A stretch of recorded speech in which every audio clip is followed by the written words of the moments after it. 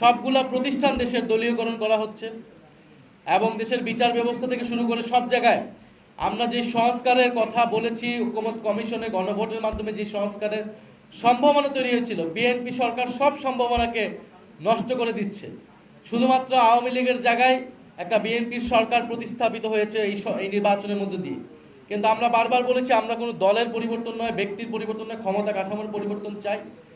বাংলাদেশের সার্বভৌমত্বের প্রশ্নে এদেশ মাথা উঁচু করে দাঁড়াবে, আধিপত্যবাদ প্রশ্ন মোকাবেলা করবে এবং বাংলাদেশে একটা অন্তর্ভুক্তিমূলক সকল ধর্ম, সকল মত, শ্রেণী পেশার মানুষকে সাথে নিয়ে একটা বৈষম্যহীন অর্থনৈতিক ব্যবস্থা আমরা গড়ে তুলতে চেয়েছিলাম। তো সেই লড়াইটা আমরা করেছি। তো এর মধ্যে দিয়ে নানান ধরনের মতবিরোধ হয়েছে, নানান ধরনের প্ল্যাটফর্ম, উদ্যোগ, তৎপরতা হয়েছে। আমরা যেগুলোকে সব কিছুকেই এর আগে আমরা এনসিপি থেকে বলেছি, এগুলোকে আমরা ইতিবাচকভাবে দেখেছি। যোগদান প্রক্রিয়া এটা চলমান একটা প্রক্রিয়া। আমরা বিভিন্ন জনের সাথে কথা বলছি, বিভিন্ন ব্যক্তিবর্গ আমাদের সাথে কথা বলছেন। এটা এখন থেকে আমরা হয়তো এটা শুরু করলাম আজকে, যেহেতু অনেক গুরুত্বপূর্ণ ব্যক্তিবর্গ আসছেন, যোগ দিচ্ছেন। এটা আমাদের প্রতি সপ্তাহব্যাপী, প্রতি সপ্তাহে এই কর্মসূচিগুলো থাকবে এখন থেকে। আমাদের বিভিন্ন এখন কথা চলমান আছে অনেকের সাথেই।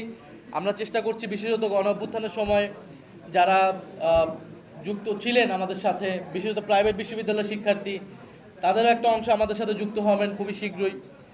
আর যেটা বললেন জ্বালানি তেলের দাম বৃদ্ধি, এই তেল সংকট নিয়ে সরকার পুরোপুরি একটা নাটক করলো প্রথম থেকেই। সরকার বারবার বলেছে, সংসদে বলেছে যে তেলের মজুদ নিয়ে কোনো ধরনের সমস্যা নেই, তেল পর্যাপ্ত পরিমাণ মজুদ আছে। কিন্তু তারপর দেখবেন আপনি বার কাউন্সিলের ইলেকশন, কিন্তু তেল সংকটের কারণেই দেখিয়ে এটা বন্ধ করে দেওয়া হলো। এবং আপনি পাম্পগুলোতে গেলে আমরা দেখি দীর্ঘ লাইন। ফলে একটা কৃত্রিম সংকট তৈরি করে, মানুষের একটা ভোগান্তি তৈরি করে তারপরে দামটা বৃদ্ধি করা হলো। কারণ মানুষের কাছে এখন অপশন দুইটা, যে সে তেলের পাম্পে দাঁড়িয়ে থাকবে, লাইন ঘন্টার পর ঘন্টা, তেল পাবে না। এখন তার কাছে তেলের লাইনে দাঁড়ানোর থেকে দাম বেশি হলেও সে কিনতে আগ্রহী, এরকম একটা মনস্তত্ত্ব পরিবেশ তৈরি করে তারপরে দামটা আসলে বৃদ্ধি করা হলো। পুরাটাই পরিকল্পিতভাবে করা হয়েছে, সিন্ডিকেটরা এটা করেছে এবং সরকারের প্রশ্রয়, সরকারের অংশগ্রহণ না থাকলে এটা আসলে সম্ভব হতো না। ফলে আমরা মনে করবো যে জনগণকে এই ভোগান্তি করার কোনো প্রয়োজন ছিল না। সরকারের ভিতরে স্বচ্ছতার অভাব ব্যাপকভাবে, কারণ এই সরকার আগের সরকারের মতোই আসলে বিভিন্ন ইস্যুতে রিয়েক্ট করছে, কথা বলছে, রাষ্ট্র পরিচালনা করছে।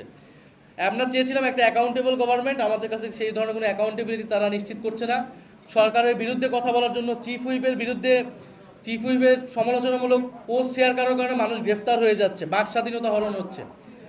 এবং আন্তর্জাতিক ক্ষেত্রেও সরকার এটা ডিল করতে পারে নাই ঠিকমতো। আপনি দেখবেন যে বিভিন্ন ইস্যুতে ইরানের যে শীর্ষ নেতা খামেনি, তিনি যেন মারা গেলেন, শাহাদাত বরণ করলেন, এবং বাংলাদেশ তো রাষ্ট্রদূত ইরানের, উনি কিন্তু সেদিন আক্ষেপ করে বলেছেন যে শুধু একটি দল, ওনার কাছে হয়তো একটু ভুল ইনফরমেশন ছিল, জাতীয় নাগরিক পার্টি এনসিপির পক্ষ থেকেও শোক বইয়ে স্বাক্ষর করা হয়েছিল, কিন্তু সরকারের পক্ষ থেকে কোনো ধরনের ওনাদের সাথে এঙ্গেজমেন্ট ছিল না, কোনো ধরনের শোক জানানো হয় না, উনি কিন্তু আক্ষেপ করেছেন ইরানের যে রাষ্ট্রদূত।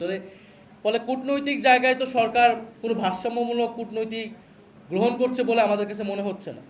ফলে এইসব জায়গা সব কিছু কিন্তু আন্তর্জাতিক পরিস্থিতি, দেশের এই পরিস্থিতি সরকারকে ভুগতে হবে। দেশের অর্থনৈতিক পরিস্থিতি ক্রমান্বয়ে খারাপ হচ্ছে। তো সেই জায়গায় আমরা বলেছিলাম যে জাতীয় ঐক্যের জায়গাটা যাতে আমাদের অটুট থাকে, একটা রাজনৈতিক সমঝোতার মধ্যে দিয়েই আমরা মনে করি যে এই সরকার কাজ করতে পারবে সফলভাবে। কিন্তু সমঝোতার সরকার নষ্ট করেছে প্রথম দিনই, যখন সে গণভোটকে অস্বীকার করেছে। ফলে গণভোটকে অস্বীকার করলে আমাদের পক্ষেও সুযোগ নেই সরকারের সাথে সহযোগিতামূলকভাবে কাজ করার।